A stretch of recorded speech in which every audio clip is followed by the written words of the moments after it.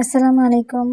நம்ம வீட்டில் எப்போவுமே இந்த கஸ்டர்ட் பவுடர் வச்சு ஃப்ரூட் சலாட் செய்வோம், கஸ்டர்ட் புட்டிங் செய்வோம்.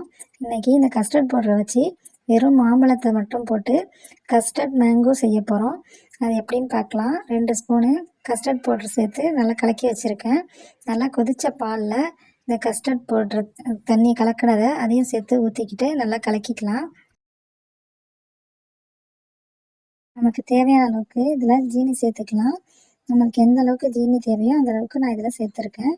அதையுமே நல்லா கலக்கி வச்சுட்டு இதை நல்லா ஆற வச்சுக்கலாம்.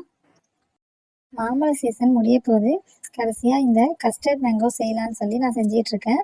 இந்த பால் நல்லா ஆறினதுக்கு அப்புறமா சின்ன சின்ன பீஸாக கட் பண்ணி அதையும் அந்த பால்லையே சேர்த்துக்கலாம்.